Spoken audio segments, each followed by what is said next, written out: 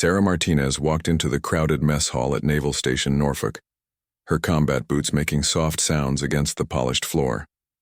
The noise of hundreds of sailors eating breakfast filled the air. She wore the same navy blue uniform as everyone else, her dark hair pulled back in a regulation bun. Nothing about her appearance suggested she was different from any other sailor in the room. At 28, Sarah stood 5 feet 6 inches tall with an athletic build that she kept hidden under her loose-fitting uniform. Her brown eyes scanned the room, automatically noting exit points and potential threats. This habit had been drilled into her during years of specialized training that most people in this room would never experience. She grabbed a tray and moved through the serving line, accepting portions of scrambled eggs, bacon, and toast from the kitchen staff. The servers smiled and chatted with her, treating her like any other hungry sailor starting their day. Sarah responded politely, but kept her answers short. She had learned long ago that drawing attention to herself was rarely a good idea. Finding an empty table near the back corner of the mess hall, Sarah sat down and began eating her breakfast. She preferred eating alone, using the time to observe her surroundings and plan her day. Today would be different from most, though she didn't know it yet. Today would test everything she had learned during her secret military career. At a nearby table, 4 male recruits were finishing their own breakfast. They had arrived at the base 3 weeks earlier and were still adjusting to military life. The recruits were young, probably 19 or 20 years old, and full of the confidence that came from completing basic training. They had been watching Sarah since she sat down, whispering among themselves. "Look at her," said Jake Morrison, a tall recruit from Texas with sandy brown hair. "She thinks she's so tough because she wears the uniform." His voice carried just loud enough for Sarah to hear, which seemed to be his intention. His friend Marcus Chen, a shorter recruit from California, laughed and nodded. "These women think they can do everything men can do. It's ridiculous." Marcus had struggled with the physical requirements of basic training and felt the need to prove himself to his peers. The third recruit, Tommy Rodriguez from New York, was smaller than the others but made up for it with a loud personality. "Someone should teach her a lesson about respect," he said, cracking his knuckles. "Show her what real sailors look like." The fourth member of their group, David Kim from Ohio, felt uncomfortable with the direction of the conversation, but didn't want to seem weak in front of his new friends. He had been raised to respect women, but peer pressure was making him question his values. Sarah continued eating, appearing to ignore their comments while actually listening to every word. She had faced similar situations many times throughout her military career. Some men struggled to accept women in combat roles, especially in elite units. She had learned to pick her battles carefully. The 4 recruits finished their breakfast and stood up from their table. Instead of leaving the mess hall, they walked over towards Sarah's table. Other sailors in the area began to notice the tension building, though most continued with their own conversations. Jake approached Sarah's table first, standing directly across from her. "Excuse me, sailor," he said with fake politeness. "My friends and I were wondering what someone like you is doing in the Navy. Shouldn't you be home taking care of children or something?" Sarah looked up from her breakfast, her expression calm and neutral. She had dealt with bullies before and knew that reacting emotionally would only escalate the situation. "I'm eating breakfast," she replied simply, taking another bite of her eggs. Marcus moved to stand beside Jake, crossing his arms over his chest.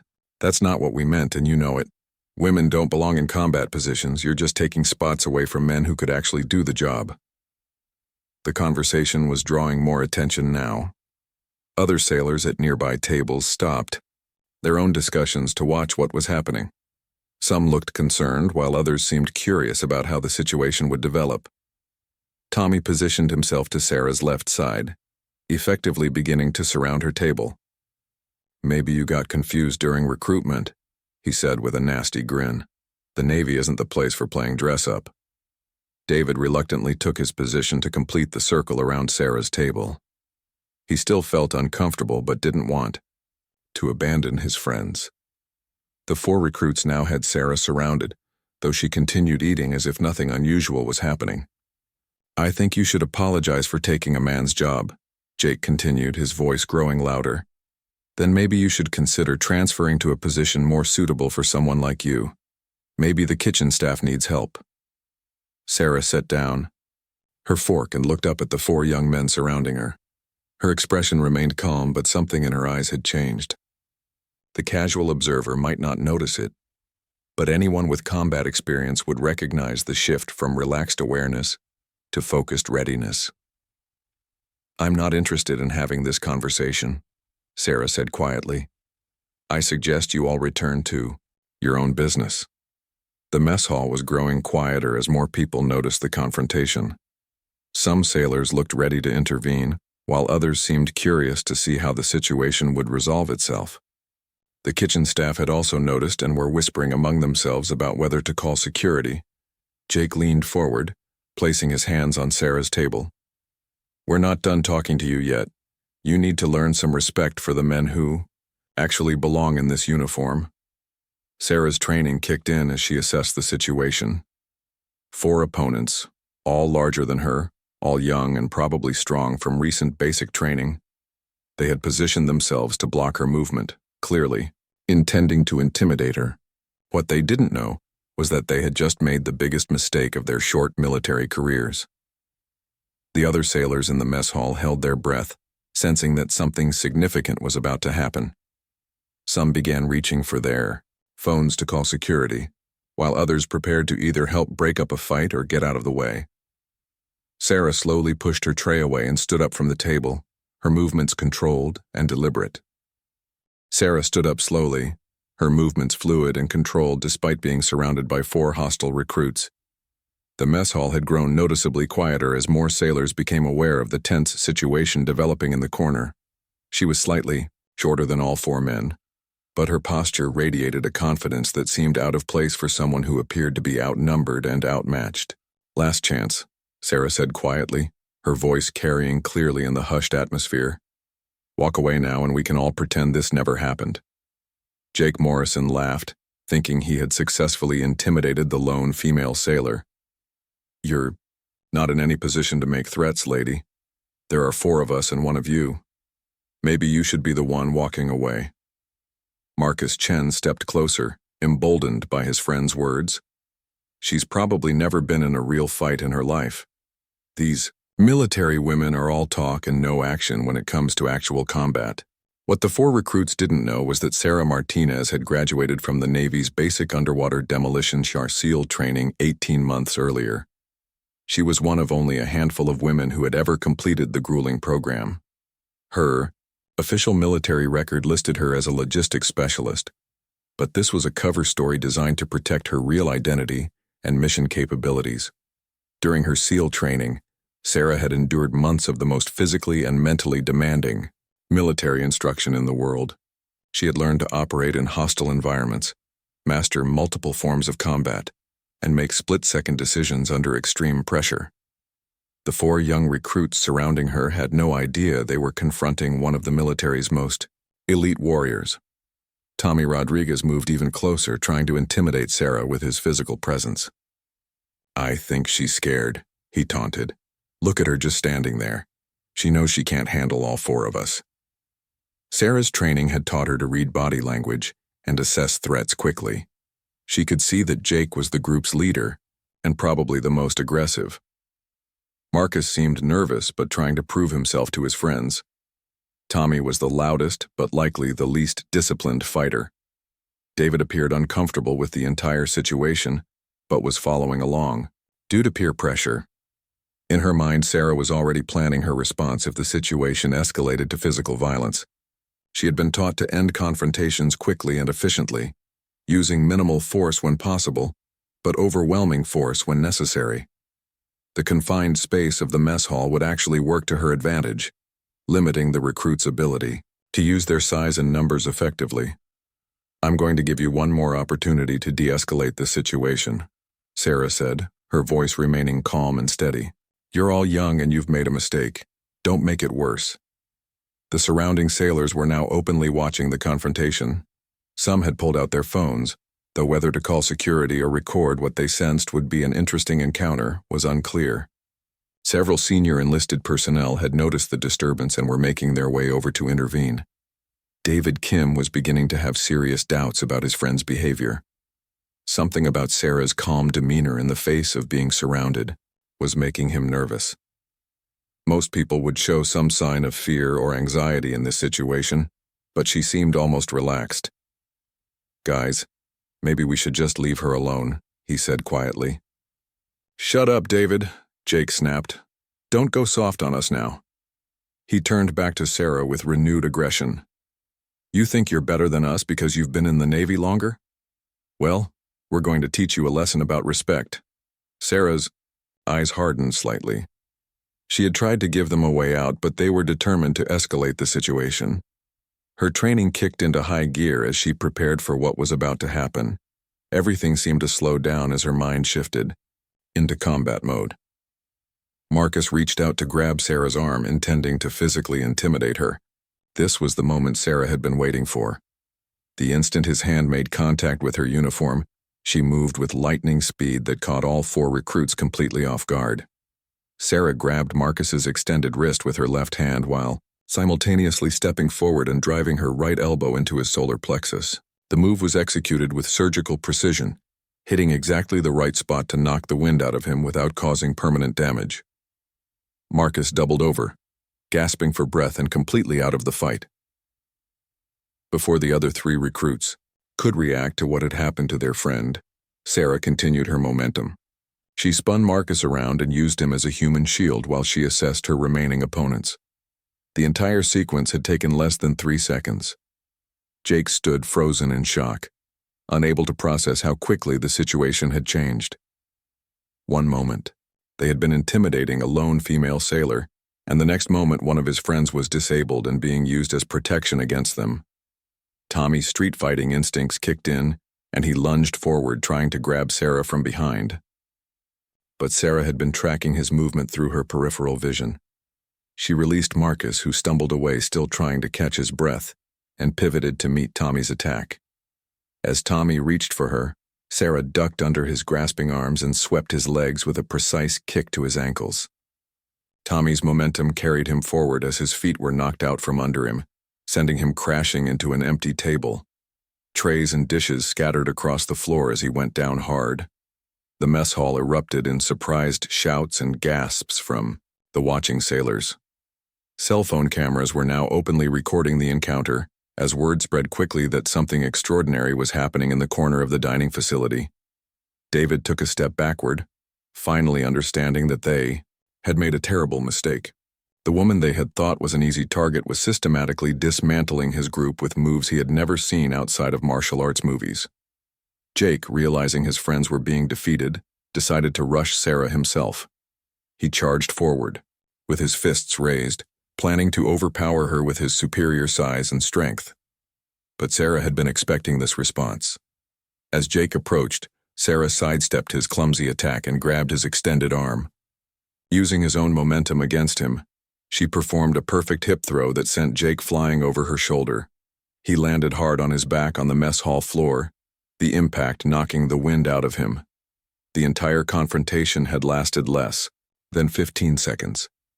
3 of the 4 recruits were on the ground or disabled, and the 4th was backing away with his hands raised in surrender. The mess hall fell completely silent as everyone stared in amazement at what they had just witnessed. The mess hall remained eerily quiet for several seconds after the brief but decisive encounter. 3 of the 4 recruits lay on the floor in various states of defeat, while David Kim stood with his hands raised, his eyes wide with shock and fear. Sarah Martinez stood calmly in the center of the chaos, barely breathing hard despite having just disabled 3 attackers in under 15 seconds. Jake Morrison groaned as he struggled to sit up, his back aching from the impact with the floor. He looked up at Sarah with a mixture of pain and disbelief. The confident smirk he had worn just moments earlier was completely gone, replaced by the confused expression of someone whose entire worldview had just been shattered. Marcus Chen was still doubled over, slowly catching his breath after Sarah's precisely placed elbow strike. He had never experienced anything like the paralyzing pain that had shot through his body when she hit his solar plexus.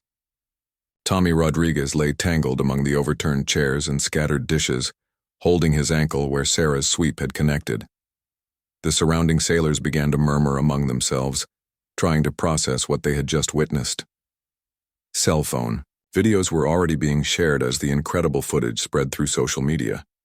Some of the older, more experienced sailors in the room were nodding with recognition, understanding that they had just seen professional-level combat skills in action. "Holy crap, did you see that?" whispered Petty Officer Johnson to his table-mate. "I've been in the Navy for 12 years and I've never seen anything like that. That woman just took apart 4 guys like they were children."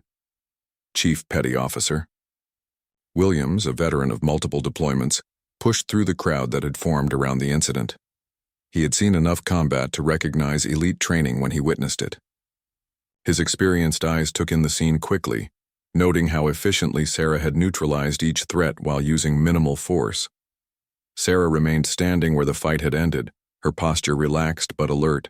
She was scanning the faces of the gathered crowd, automatically assessing for any additional threats while also gauging the reactions of the witnesses. Years of training had taught her to always be aware of her surroundings, especially after a physical confrontation. "Everyone step back and give them some room," Chief Williams commanded, his authoritative voice cutting through the murmur of the crowd. The gathered sailors immediately complied, creating a wider circle around the aftermath of the brief encounter. David Kim slowly lowered his hands, realizing that Sarah had no intention of attacking him since he had backed down. "I'm sorry," he said quietly, his voice shaking slightly. "We didn't know. We thought—" He trailed off, unable to find words to explain their massive miscalculation. Sarah looked at David with an expression that was stern but not unkind. "You thought what exactly?" she asked, her voice carrying clearly in the quiet mess hall. "That because I'm a woman I couldn't defend myself? That I didn't deserve to wear this uniform?" Jake finally managed to get to his feet, though he moved gingerly and kept one hand pressed against his lower back. The arrogance that had driven him to confront Sarah had evaporated completely, replaced by the sobering realization that he had badly underestimated his opponent. "We made a mistake," Jake admitted, his voice much quieter than it had been during the confrontation.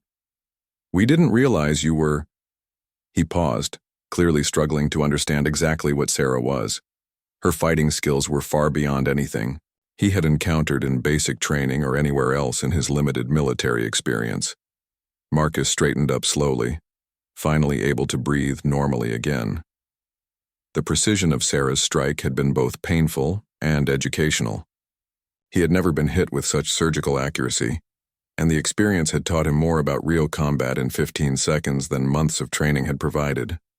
Tommy was helped to his feet by another sailor, favoring his swept ankle but not seriously injured. The shame of being so easily defeated was worse than any physical pain he was experiencing. He avoided making eye contact with Sarah or any of the other sailors watching the aftermath. Chief Williams stepped forward, his presence commanding immediate attention from everyone present. "Is anyone seriously injured?" he asked, his tone professional and concerned. When the 4 recruits shook their heads, indicating they were bruised but not badly hurt, he nodded with relief. "What exactly happened here?" the chief asked, though his question was directed more at the crowd of witnesses than at the participants themselves. He needed to understand the situation before deciding how to handle it officially. Several sailors began speaking at once, eager to share their version of events. The consensus was clear. The 4 recruits had surrounded and harassed Sarah. She had tried to de-escalate the situation peacefully, and had only acted when one of them physically grabbed her. She gave them multiple chances to walk away, reported Seaman Andrews, who had been sitting at a nearby table throughout the incident. They kept pushing and pushing until one of them actually put his hands on her. Then it was over in seconds. Petty Officer Martinez, who shared the same last name as Sarah but was not related, nodded in agreement. "I've never seen anything like it, Chief. She moved like someone with serious training. Those boys picked the wrong person to mess with." Chief Williams turned his attention to Sarah, studying her with the careful eye of someone who had seen many different types of warriors throughout his career. Something about her composure and the efficiency of her movements was triggering recognition in his experienced mind. "Petty Officer Martinez," he said formally, "I think we need to have a conversation about your background and training. Those weren't standard Navy combat techniques you just demonstrated." Sarah met the chief's gaze steadily, knowing that her cover story was about to be challenged by someone with enough experience to recognize the truth. The careful balance she had maintained between her public identity and her classified role was beginning to shift. "Yes, Chief," she replied simply, offering no additional information voluntarily. Her training had taught her to reveal classified information only when absolutely necessary and through proper channels. The crowd of sailors continued to buzz with excitement and speculation about what they had witnessed. Videos of the encounter were already going viral on social media platforms, though the participants didn't know it yet. The brief fight was becoming legendary even as they stood in its immediate aftermath. Jake looked at his three friends, all of whom appeared as shaken and confused as he felt. They had come to the mess hall that morning as confident young recruits, but they were leaving as humbled sailors who had learned a harsh lesson about assumptions and respect. Chief Petty Officer Williams escorted Sarah to a small office adjacent to the mess hall, while the crowd of sailors slowly dispersed, still buzzing with excitement about what they had witnessed. The 4 recruits had been sent to the medical station for evaluation, more for protocol than because of serious injuries. Word of the incident was spreading throughout the base faster than wildfire. "Have a seat, Petty Officer Martinez," Chief Williams said, closing the door behind them. His tone was professional but curious, the voice of someone who had seen enough military action to recognize elite training when it crossed his path. Sarah sat down in the metal chair across from the chief's desk, her posture straight but relaxed. She knew this conversation was inevitable from the moment she had decided to defend herself. Her cover identity as a logistics specialist would not withstand scrutiny from an experienced senior enlisted sailor who had just watched her dismantle 4 attackers with techniques far beyond standard Navy training. Chief Williams leaned back in his chair, studying Sarah's face carefully. "I've been in the Navy for 22 years, he began slowly. "I've served with Marines, Army Rangers, and even worked alongside some very special people during my deployments overseas. What I saw you do out there wasn't something you learn in basic self-defense classes." Sarah remained silent, waiting to see how much the chief would piece together on his own. Her training had taught her to never volunteer classified information, but she also knew that maintaining her cover might no longer be possible. Those movements were precise, efficient, and designed to neutralize threats with minimal force, the chief continued. "The way you read their body language, anticipated their attacks, and controlled the entire engagement. That's not standard Navy training. That's something else entirely."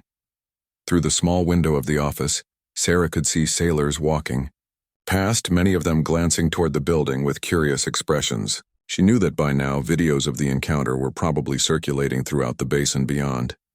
Chief Williams opened a folder on his desk and pulled out what appeared to be Sarah's service record. "According to your file, you're a logistics specialist 2nd class, graduated from Navy basic training 2 years ago, and have been stationed here for 8 months. Clean record, good performance reviews, nothing unusual." He looked up at her. "But logistics specialists don't usually fight like Navy SEALs." The mention of SEALs caused a barely perceptible change in Sarah's expression, but Chief Williams caught it. His years of experience reading people in high-stress situations had taught him to notice even the smallest reactions. "I was right, wasn't I?" he said quietly. "You're not really a logistics specialist. Those were SEAL techniques I witnessed in that mess hall." Sarah took a deep breath, knowing that she was at a crossroads. She could continue to deny everything and hope that her commanding officers would support her cover story, or she could trust this experienced chief with at least part of the truth. "Chief, I need to make a phone call," Sarah said finally. "There are people who need to be notified about this situation before I can discuss my background with anyone." Chief Williams nodded, understanding the implications of her request. "I figured as much. Use my phone, take whatever time you need." Sarah dialed a number she had memorized but hoped never to use except in emergencies. After 2 rings, a voice answered with a simple, "Yes." "This is Falcon 7, Sarah said, using her operational code name. "I have a blown cover situation that requires immediate guidance. Stand by," the voice replied. Sarah could hear typing in the background as someone accessed her file and current assignment details. While Sarah waited for instructions, Chief Williams stepped out of the office to give her privacy. He positioned himself outside the door, ensuring that no one would interrupt or overhear the conversation. After several minutes, the voice returned to the phone. "Falcon 7, you are authorized to reveal your SEAL status to the senior enlisted personnel you are currently speaking with. A cover story adjustment will be implemented within 24 hours. Your current mission assignment remains unchanged." "Understood," Sarah replied. "What about the incident report and witness statements?" "Local command will receive appropriate guidance within the hour. The incident will be classified as justified self-defense, and no disciplinary action will be taken against you. However, you need to understand that your cover identity is now compromised on this base." Sarah felt a mixture of relief and concern. She was glad she wouldn't face punishment for defending herself, but she knew that losing her cover identity would complicate her real mission significantly. "Will I be reassigned?" she asked. "Not immediately. We need you to complete your current objectives first, but expect a new assignment within the next few months. Is there anything else you need?" "No, sir. Thank you." Sarah hung up the phone and called Chief Williams back into the office. The chief entered and sat down, his expression expectant but patient. He had clearly been thinking about the implications of having a covert SEAL operator on his base. "I can tell you this much," Sarah began carefully. "You were correct about my training background. I am a Navy SEAL, but my presence here is related to a classified mission that I cannot discuss. My logistics specialist cover was designed to allow me to operate without drawing attention to myself." Chief Williams nodded slowly. "Well, that plan just went out the window, didn't it? By now, half the base has seen video of you taking apart those 4 recruits like a martial arts instructor, demonstrating techniques on beginners." Sarah couldn't help but smile slightly at his description. "It wasn't my intention to reveal my capabilities, but they didn't give me much choice. I tried to de-escalate the situation peacefully." "You certainly did," the chief agreed. "I heard from multiple witnesses that you gave them several opportunities to walk away. When that kid grabbed your arm, you were well within your rights to defend yourself." The conversation was interrupted by a knock on the office door. Chief Williams called for the person to enter, and a young sailor stepped inside with a tablet computer in his hands. "Chief, I thought you should see this," the sailor said, handing over the tablet. "The video from the mess hall incident is already going viral on social media. It has over 50,000 views in just the past hour." Chief Williams looked at the screen, watching the brief encounter from multiple angles as different sailors had recorded it with their phones. Sarah leaned over to see the videos, noting how clearly they showed her techniques and the efficiency with which she had ended the confrontation. "This is going to draw a lot of attention," the chief said grimly. "Media outlets are probably already trying to identify everyone involved. Your classified mission just became a lot more complicated." Sarah knew he was right. Her carefully constructed cover identity was not just compromised locally anymore. It was potentially exposed to anyone with internet access worldwide. The implications for her mission and her personal security were significant and troubling. Within 3 hours of the mess hall incident, the viral videos had been viewed over 2 million times across various social media platforms. News outlets were picking up the story, with headlines like, "Female Navy Sailor Takes Down 4 Male, Recruits in Seconds," and "Mystery Woman's Combat Skills Stun Military Base."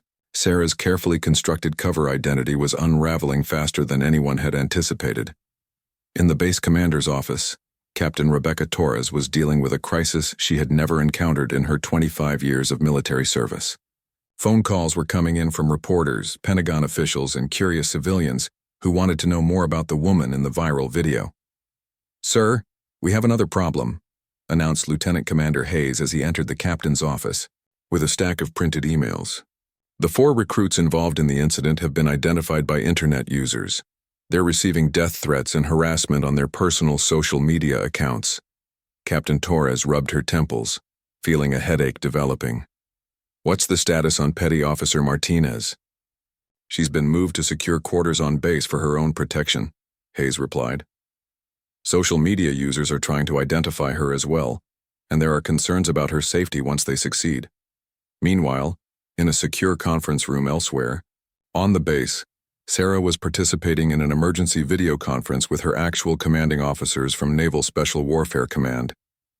The faces on the screen belonged to people who understood the full scope of the problem her exposed identity had created. Falcon 7, your primary mission is now considered compromised, said Captain Martinez. No relation to Sarah despite sharing the same name.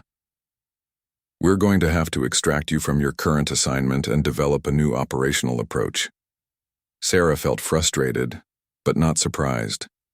She had worked for 18 months to establish herself in her current position, gathering intelligence that was crucial to ongoing national security operations. Starting over would set back important work significantly. Sir, is there any way to salvage the mission? Sarah asked. I was very close to achieving the primary objectives. The viral nature of these videos has made that impossible, replied Commander Johnson, another face on the secure video link. Your combat skills are now public knowledge, which means anyone with training can identify you as a SEAL operator. Your cover identity is completely blown. Back in the mess hall, the atmosphere had changed dramatically since the morning's incident. Sailors who had witnessed the fight were being approached constantly by others, wanting to hear first-hand accounts of what happened. The 4 recruits involved had become reluctant celebrities, though not in a way they appreciated. Jake Morrison sat alone at a corner table, picking at his lunch while trying to ignore the stares and whispered comments from other sailors.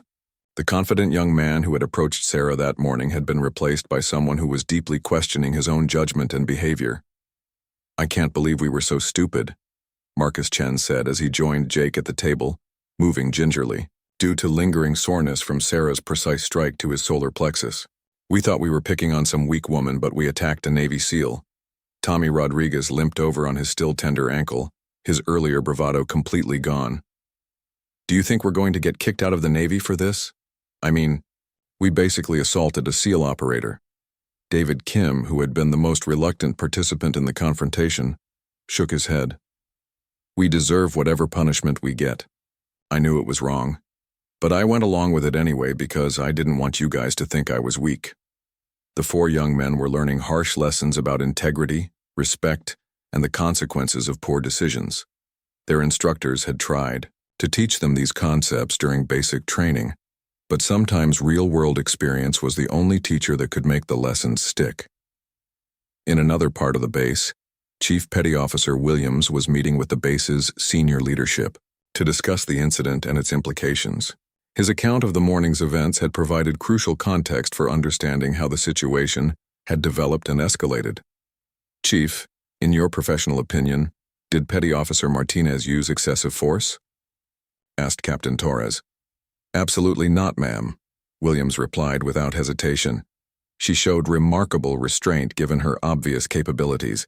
She could have seriously injured all 4 of those recruits, but instead she used precisely the amount of force necessary to neutralize the threat they posed. The base psychiatrist, Dr. Lisa Chen, had been observing the aftermath of the incident with professional interest. What strikes me most about this situation is how it reveals unconscious biases and assumptions. Those 4 recruits saw a woman in uniform and automatically assumed she was weak and vulnerable. Their own prejudices set them up for a very educational encounter. Meanwhile, in the secure conference room, Sarah's superiors were discussing her future assignments and the broader implications of her exposed identity for other covert operations. The positive side of this incident is that it demonstrates the effectiveness of our training programs, noted Admiral Roberts, who oversaw multiple special operations units. The public reaction has been overwhelmingly supportive of Petty Officer Martinez, which could help with recruitment efforts. However, added Captain Martinez, we now need to be concerned about the security of other operators who might be working under similar cover identities. If internet investigators can identify one person, they might be able to identify others. Sarah listened to the discussion about her future with mixed feelings. She was proud that her training and professionalism were being recognized at the highest levels, but she was also disappointed that her important mission would remain incomplete. "Sir, what happens to the intelligence work I was conducting?" she asked during a brief pause in the conversation. "We'll have to find alternative methods to gather that information," replied Commander Johnson. "Your cover identity allowed you access to certain individuals and locations that will now be off limits to you." The conversation was interrupted by an aide entering the room with an urgent message. "Ma'am, we have a new development. Several major news networks are planning to send reporters to the base to try to interview everyone involved in the incident." Sarah realized that her life was about to change dramatically. The quiet, anonymous existence she had maintained while conducting classified operations was over. She would need to adapt to a new reality where her face and capabilities were known to millions of people worldwide. The 4 recruits who had confronted her that morning were also facing a new reality, one where their poor judgment and prejudiced behavior had been witnessed by the entire world. 2 weeks after the mess hall incident, the viral videos had been viewed over 50 million times worldwide. Sarah Martinez found herself at the center of a global conversation about women in combat, military training, and the importance of not judging people by their appearance. The quiet SEAL operator had inadvertently become a symbol of female empowerment and military excellence. The Pentagon had decided to embrace the situation rather than try to suppress it. Sarah was temporarily reassigned to a public affairs role, traveling to recruitment events and speaking at military academies about her experiences. Her cover identity as a logistics specialist was officially abandoned, though her most classified operations remained secret. At a Navy recruiting station in Chicago, Sarah stood before a group of young women interested in military careers. Many of them had seen the viral video and were inspired by her story. "The most important lesson from what happened that day," Sarah told the audience, "isn't about fighting or combat techniques. It's about not letting other people's assumptions about you define what you can achieve. Those 4 recruits saw a woman and assumed I was weak. They were wrong about me, just like people might be wrong about you." Back at Naval Station Norfolk, the 4 recruits were completing their final weeks of training under much closer supervision. The incident had become a case study in their leadership classes about respect, assumptions, and the consequences of poor decision-making. Jake Morrison had changed the most dramatically of the 4. The arrogant young man who had led the confrontation was gone, replaced by someone who questioned his assumptions and treated everyone with respect regardless of their appearance or gender. He had written a formal letter of apology to Sarah, though he knew she would probably never read it. "I keep thinking about how wrong we were," Jake said to his fellow recruits during their evening study session. "We saw someone we thought was an easy target, but we were really looking at one of the most elite warriors in the entire military. It makes me wonder what other assumptions I've been making that are completely wrong." Marcus Chen had used his recovery time to research the Navy SEAL training program, learning about the incredible physical and mental challenges that Sarah had overcome to earn her place in such an exclusive unit. The precision of her strike to his solar plexus had given him a deep appreciation for the level of skill required to disable an opponent so efficiently without causing permanent harm. "She could have seriously hurt all of us," Marcus admitted to his friends. "But even when we were being hostile and aggressive, she used exactly the right amount of force to stop us without doing any real damage. That takes incredible control and professionalism." Tommy Rodriguez had become fascinated by martial arts after experiencing Sarah's perfectly executed leg sweep. He had started taking classes at the base gym, hoping to understand the techniques she had used against them. His ankle had healed completely, but the memory of being outmaneuvered so easily had stayed with him. "The instructor says it takes years to develop the kind of reflexes and timing she showed," Tommy explained to anyone who would listen. "She wasn't just stronger or faster than us. She was operating on a completely different level of training and experience." David Kim had been the most affected psychologically by the incident. His reluctance to participate in the confrontation had probably saved him from physical defeat, but it had also forced him to confront his own failure to stand up for what he knew was right.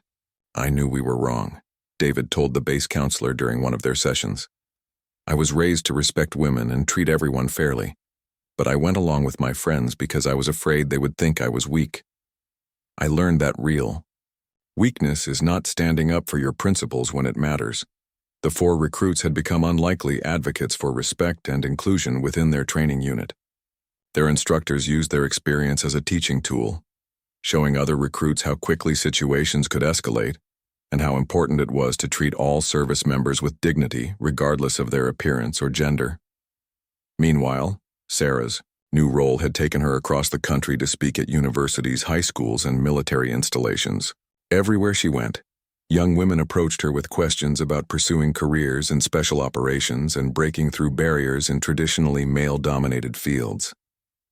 At the Naval Academy in Annapolis, Sarah addressed a mixed audience of midshipmen who would soon become naval officers. Her message focused on leadership, respect, and the importance of seeing potential in everyone. Leadership isn't about being the biggest or the loudest person in the room, Sarah told the future officers. True leadership is about recognizing the strengths in others, treating everyone with dignity, and creating an environment where people can reach their full potential regardless of what they look like or where they come from. After her speech, a young female midshipman approached Sarah with tears in her eyes. "Ma'am, I've been thinking about quitting because some of the guys in my company keep telling me I don't belong here. But watching that video of you defending yourself made me realize that I'm stronger than I thought. I want to be like you someday." Sarah smiled and placed a hand on the young woman's shoulder. "You don't need to be like me," she said gently. "You need to be the best version of yourself. The military needs people with different strengths and perspectives. Your job is to discover what you're capable of and then pursue it with everything you have." The ripple effects of the mess hall incident continued to spread throughout the military and beyond. The videos had sparked conversations about unconscious bias in workplace environments, the importance of diversity in leadership positions, and the need to judge people by their actions rather than their appearance. Social media continued to celebrate Sarah's story, but she remained focused on the positive impact she could have on future generations of military personnel. She had turned an unplanned encounter into an opportunity to inspire others and promote the values of respect, professionalism, and excellence that defined the best of military service. The 4 recruits who had confronted her that morning had learned lessons that would stay with them throughout their military careers. They had discovered that assumptions could be dangerous, that respect should be given freely, and that true strength came from standing up for what was right even when it was difficult. In the end, 45 seconds in a Navy mess hall had changed multiple lives forever. What began as an act of harassment had become a powerful lesson about respect, capability, and the importance of never underestimating another person based on appearances. Sarah Martinez had not only defended herself that morning, she had defended the principles of equality and excellence that made the military stronger.